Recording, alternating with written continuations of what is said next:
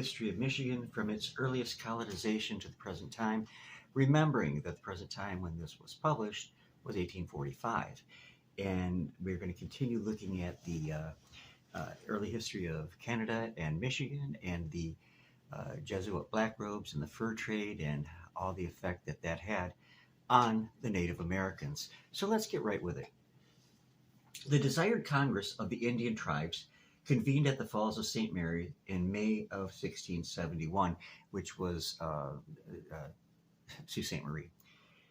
And it was composed of prominent delegates from the headwaters of the St. Lawrence, the Mississippi, the lakes, and even the Red River, and of veteran officers from the armies of France, intermingled here and there with those wonderful Jesuit missionaries.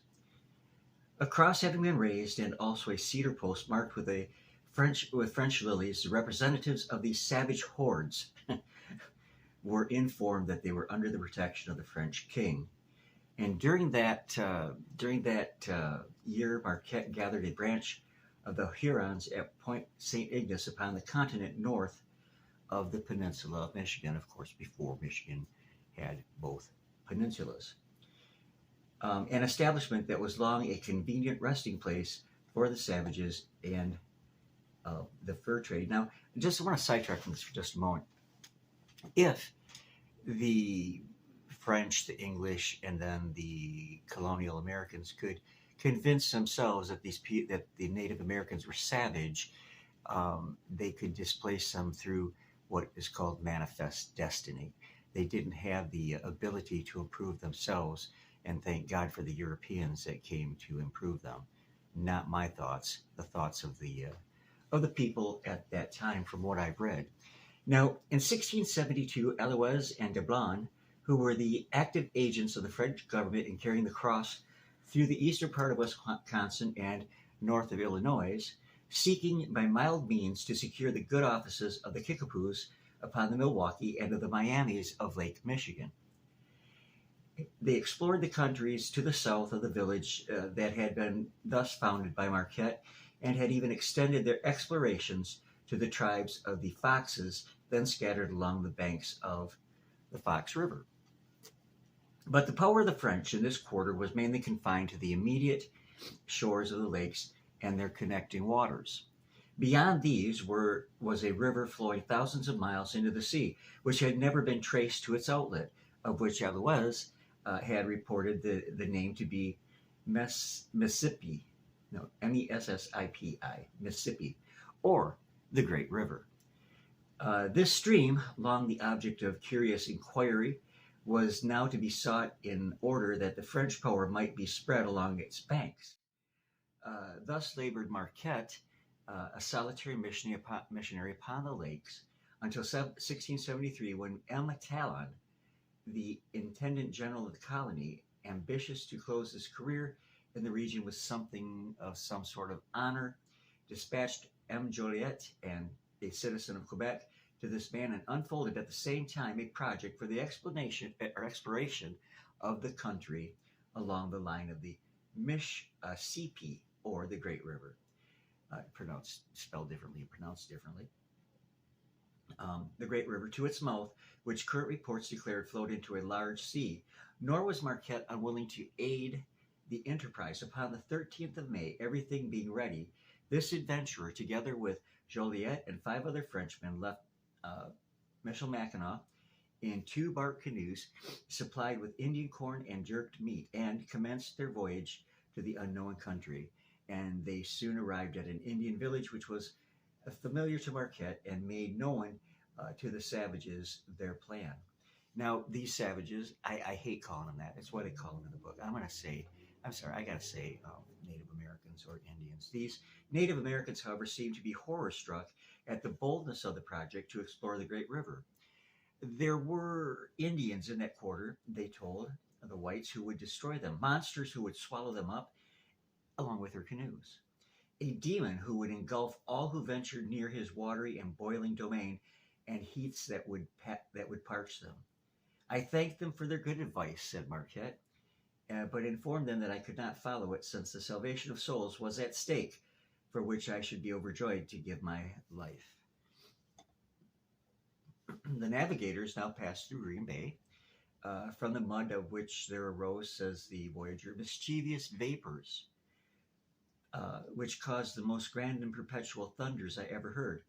And they entered the Fox River, and dragging their canoes through the rapids and cutting their feet with the stones, they soon arrived at a village where there lived together a band of Miamis, Muscatins, and Kickapoo Indians. Here they found a cross hung with skins because the Great Spirit had given to the Indians a successful chase. Now, Father Alois had been here and had taught them that the cross was the only visible emblem of the true religion. This village was at that time the remote boundary of Western exploration, and beyond it no Frenchman had ever gone before. And they were now journeying through a country before unknown to white men. And on the 10th of July, the adventurers left these Indians amazed at the hardihood of the whites, and aided by two guides, started for the stream, which was believed to run but 3 leagues distant from the Mississippi and flow. The Indian guides, having conducted them to the portage without any mishap, left them alone amid the unknown country that they were in the hands of God. Advancing with prayers, they soon arrived at the Wisconsin, a stream abounding with sandbars, but studded with islands and bordered by green banks with vegetation and variegated by groves of pleasant slopes. Sounds very pretty. Floating down the stream in their canoes, they arrived on the 17th of June at the Mississippi, and with great joy, says Marquette, that I cannot possibly express. The adventurers had now reached the main channel, which they were to explore to its mouth, and after having admired the herds of buffalo and deer which roamed along its borders, and the swans which floated up upon its surface, as well as some great fish which nearly dashed their canoes into atoms, they at length came to the footprints of a human being on the sand and a trail leading to a meadow. And leaving their canoes in charge of the crew, Joliet and Marquette now advanced towards what seemed to them to be an Indian village in the short distance, and sufficiently near to hear the voice of the Native Americans. With prayers, they made known their presence by a loud cry, and were soon received by an embassy of 4 old men who presented them with a pipe of peace, and informed them at the same time that they were in a village of the Illinois Indians. And the French voyagers were here entertained with a grand feast accompanied by much smoking. And the feast consisted of 4 courses. The first was of hominy, which is corn. The second course was of fish. The third of dog, yummy. And the fourth of roasted buffalo. So when the feast had been concluded, they were marched through the town with much ceremony, and having passed the night quietly, they were escorted by 600 Indians back to their canoes. Now the Illinois, says Marquette, were handsome, kindly, and effeminate. Okay. They used guns and were feared by the Native Americans of the South and of the Southwest also, where they made many prisoners and sold them as slaves. So guess what? The idea of slaves was not unique to the colonial Americans. Having left the Illinois, the voyagers passed the rocks on which were painted the monsters of whose existence they had heard at Lake Michigan, and there they reached the mouth of the Missouri. Leaving the Missouri, they encountered the demon against which they had been so warned earlier on. That was nothing more than a great rock in the stream, and soon they arrived at Ohio. From Ohio, although somewhat troubled by the mosquitoes, they passed in safety to the region of the Arkansas. And at this place, they were attacked by a crowd of warriors and would have been overpowered had not Marquette presented the pipe of peace, which softened the rough Native Americans, for, says the Jesuit, God touched their hearts. On the succeeding day, they proceeded on their way and were feasted by the hospitable Native Americans upon corn and dog meat that was cooked in an earthenware vessel, and the Indians, being amiable to ceremonious passing the dish from one to another. Now, here the voyagers determined to return to the north, as they were now confident of the place where the Mississippi was discharged, that being the principal object of their expedition. In consequence, they left Arkansas on the 17th of July, retracing their tracks, and amazed at the number of grounds, meadows, woods, buffaloes, stags, deer, wildcats, bustards, swans, ducks, parakeets, and beavers upon the Illinois River were to be seen, and they arrived at Green Bay in September of that same year, where they reported what they had seen. Now, Father Marquette returned to the Illinois and performed his clerical offices there by request until the year 1765. On May 18th, as he was passing through Lake Michigan in his canoe, he proposed to land at the mouth of a small stream running from the peninsula to perform Mass, and retired a little distance away to pray. Not returning, his men went in pursuit of him and soon discovered the missionary, but he was dead.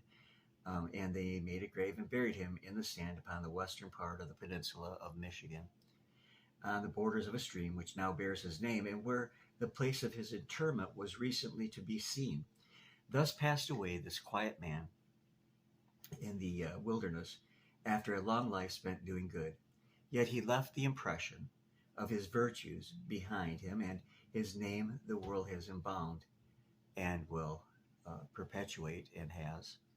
At length, the enterprise of Robert de La Salle, a native of Normandy in France, a young man of strong passions but great energies, entered upon a project which had for its object the perpetuation of the power of France by permanent colonization of the West.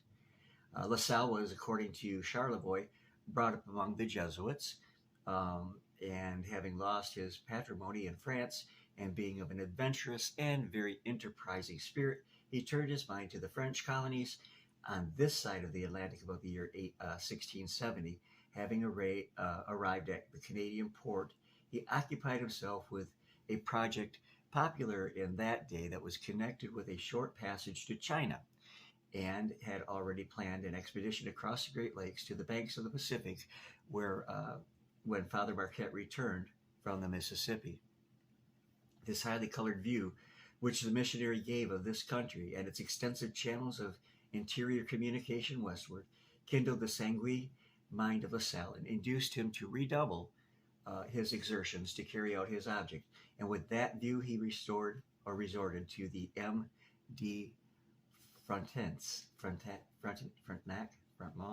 I don't know, then the government general of Canada, and at once laid before him the dim but gigantic outline of his project, having for its end the extension of the French power by constructing a chain of fortifications at the most prominent points along the lakes and rivers of the West.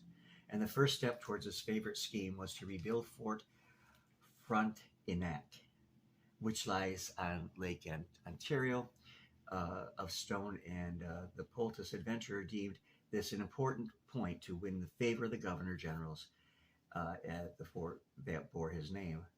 So I am going to drop off there, and this video consists of parts 3 and 4, and there will be one additional part coming sometime in the not too distant future. I hope you're enjoying this. I find it an adventure that is quite exciting. So I'll see you all again real soon. God bless each and every one of you on the other side of that monitor. I love you all very much, and I'll see you soon.